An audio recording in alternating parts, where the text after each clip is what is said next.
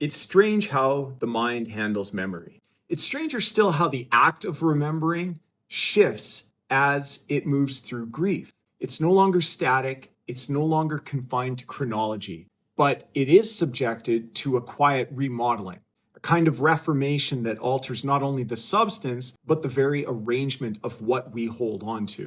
Grief doesn't just revise memory, it fortifies it for future interpretations and iteration. Moments once peripheral take on disproportionate gravitas in the context of loss, while others, once foundational, recede into lost horizons of thoughts and feelings, displaced not by forgetting, but by the relentless prioritization that grief imposes. I never expected a television show like Daredevil to remind me of Calen, but it did. A friend of mine, a police officer who has long treated my disdain for Punisher skull-wearing cops and security personnel as an inside joke between us, sent me a scene where the Punisher confronts a group of police officers who have adopted not only the symbol, but the entire mythos. The bearing, the aggression, the theology of righteous violence. There's a fight, then there is the obligatory monologue, a self-justifying cliche that almost every script indulges, except for Watchmen. Shout out to Alan Moore for not taking the easy way out. But in the Daredevil series, the Punisher quietly sits there bleeding, listening to the speech and taking in the scene of a dozen or so cops dressed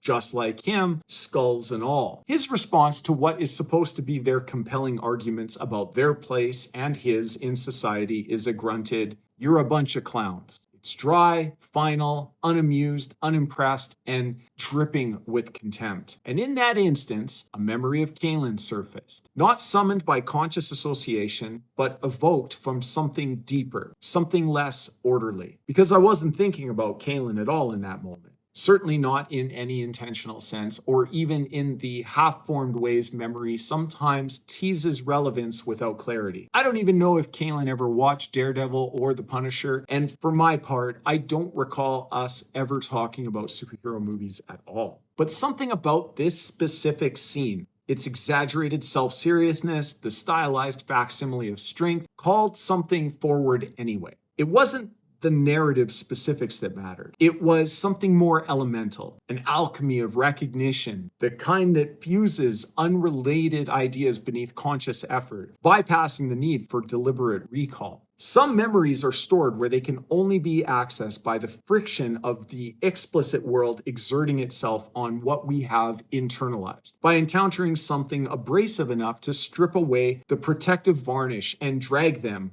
raw and slightly altered, back into consciousness. Sometimes it is art that supplies the necessary friction, not by offering comfort or easy resonance, but by grafting with something already dormant beneath the surface, something that emotion alone cannot quite access or retrieve. This was one of those memories. Calen died late last year, October 24th, 2024, if memory serves. An ending as inevitable as it was abrupt, no matter the advance notice, and no matter how earnestly his friends might have tried to prepare for its arrival. Calen, the person, existed in time up until that point and is gone now, at least in any recognizable or agreed upon form. Calen, the concept, however, remains. And as a concept, Calen is a testament not to words or ideals, but to action taken without ceremony and to generosity expressed without artifice or ulterior design. That's where this scene took my mind, and what it brought back was a training memory from many years ago at a seminar that Calen and I were coaching together. We were evenly matched from a coaching perspective, aligned in our outlook, but very different in our delivery. And we both understood something fundamental, that people rarely benefit from training in the raw, executable way that matches the actual conditions of a life or death circumstance. Training, for all its value, is only ever a proxy for the unpredictable. It is a structured attempt to prepare for that which, by its nature, resists preparation. No matter how diligently you train, no matter how skilled your coaches are, there is a disassociative gap, an unavoidable fissure between rote skill acquisition and the chaotic, unscripted violence for which such training is intended to prepare you. Calen and I spent years operating inside the uneasy overlap of two truths, that What we offered was, at best, a hedge against disaster, a fragile barrier assembled one drill at a time against forces that refused to be neatly categorized, and that most people taking self-defense lessons would still, in real encounters, die hard and die scared. Where Calen believed that something was better than nothing, I was never quite so convinced and remain skeptical to this day. That's the balance we struck. One that grounded our approach to every cohort we worked with, regardless of starting point. It wasn't just a shared operating principle, it became the rhythm of our work, a framework for when to lead, when to follow, and when to step aside completely. We wanted the absolute best for our students, and part of that was knowing when my delivery made the most sense and when Calen's would land more effectively. And we taught and coached literally thousands of students together like this. Different cities, different rooms, different faces, a true mix of backgrounds, experiences, and motivations. It wasn't just tactical archetypes or martial aspirants. We were on television, in promotional videos, featured in print, more coverage than I could track at the peak of our popularity. Yet the underlying challenge remained constant. How to give people what they actually needed, even when that need ran counter to what they thought they had come to acquire. At one seminar, after brief introductions and a basic skills assessment, a shallow but telling glimpse into the operational reality of the room,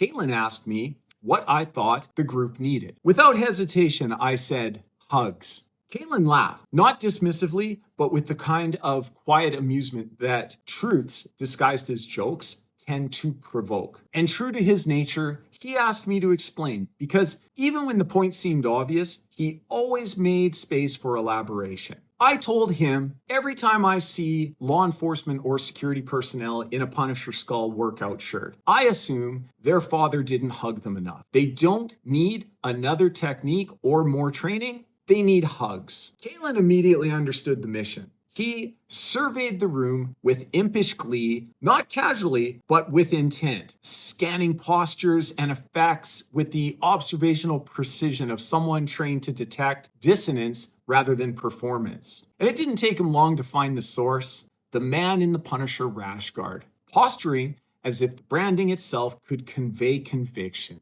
as if identity could be outsourced to a logo designed for violence. Target acquired. We stifled our reaction, and it wasn't meant as anything more than what it was. A shared moment of recognition that the world and the people moving through it often build their identities on misreadings of what strength actually demands. At the time, I didn't expect to turn it into anything more than the hundreds of other moments like it. A flash of mutual awareness followed by a return to structure. We were students of human behavior, avid, often unsparing observers of the small absurdities that revealed themselves through postures, through affectations, through the silent but telling choices people made about how they wished to be perceived. Our laughter wasn't belittling or cruel. We weren't laughing at him as a person. We were laughing at the broader tragedy of how often people choose to wear symbols when what they actually need and cannot ask for is connection. In those moments, recognition carried its own quiet weight, a shared acknowledgement of how much of human behavior is shaped not by need alone, but by the intricate defenses we build to obscure that need from others,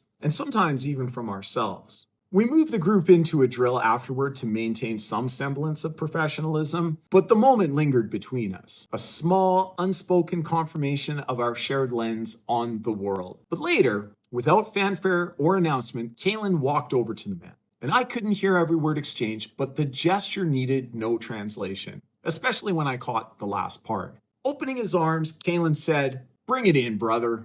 And with that, they hugged. Awkwardly at first on the part of Calen's target, all brittle self-consciousness, but then with a sincerity that suggested some deeper need had been answered, however briefly and abstruse the reasoning. They disengaged with the standard back pat, the platonic flag waved discreetly at the end of male vulnerability, signaling a reassertion of boundaries without denying that for a moment they had been crossed. Calen shot me a look over his shoulder. Not smug, not theatrical, just a quiet, satisfied mischief that Calen embodied so damn well in life when at his impish best, because he understood what so few do. That diagnosing the deficit isn't enough. Sometimes you have to supply what is missing, even if doing so looks foolish to those caught in the performance. And that was Calen. He was part flying monkey, part sage on the stage. But he was, above all else, a wise warrior through and through. You could offer him a cynical or resigned observation on human nature, and he would convert it into something tangible. Not with declarations or grandstanding, but through simple, decisive action that belied a hidden need. But Calen is no longer in my life. Death brought finality and closure to something that had ended years earlier. We hadn't talked to each other in a long time by the time of his passing. And there was no rupture, there was no decay. The bond didn't necessarily evaporate. It just wasn't maintained any longer due to life's many complications. Time offers the opportunity for connection, but not the guarantee of it. But the bond, to whatever degree it persisted, endured not through constant tending, but through the kind of tensile strength that neither absence nor silence can corrode. Still, the impulse to reach out never disappeared. The number of times I would encounter something and think of Calen was innumerable in the intervening years. His death didn't extinguish it either. It simply rendered it absurd for its impossibility. Intellectually, I understand the connection has been fully and completely severed. Spiritually, it still exists. You can't spend so many years working in close proximity with someone like Calen and not feel more than simple affinity for him. It takes on a much more foundational aspect, maybe even what researchers would call epigenetic, something written into the experience of you, not easily unwritten by time, distance, or even death. I was grateful to the many mutual friends who contacted me when Calen's health reached the point of no return. He entered into palliative care and was not expected to survive more than a few days. I have long stated that palliative care is no place for a reunion. It is not where beginnings are honored or middles revisited. It is where the body enters its final negotiations and the living are left to finish the conversations alone. I don't regret not going, but I do regret the absence of that final ordinary conversation. Not about grand summations or unfinished business, but about things like Daredevil and the spectacle of toughness. How effortless it is to adopt a symbol and how rare it is to disrupt that ritual with something uncalculated and real. Because Calen understood. It's easy to wear a skull. It is much harder to offer something softer when the whole world demands hardness. Softness, when chosen freely, is not weakness. It is clarity, the deliberate rejection of the fear that quietly animates so much of the world's false armor. Calen the person is gone. Calen the concept persists, stubbornly, beautifully, in every small, unannounced act where cynicism is interrupted and something better is offered instead. But even concepts require stewardship, or they vanish like everything else. Memory, too, requires stewardship, not just preservation, but active care. Or it risks slipping from resonance into nostalgia and from nostalgia into oblivion. Because memory's cruelest feature is this: trauma endures longer than tenderness. It fossilizes in place while softer moments are swept away by time. That's why it's helpful to share memories like this when they surface. We need to repeat the good things to retain them, and we need to remember to repeat them because memory isn't neutral. Memory is shaped by negative filtering. It preserves injury with fidelity and lets grace slip unless we work to anchor it in permanence. Without that maintenance, the textured moments that define someone in their vitality are gradually overwritten by the loss. And for the record, Calen gave great hugs.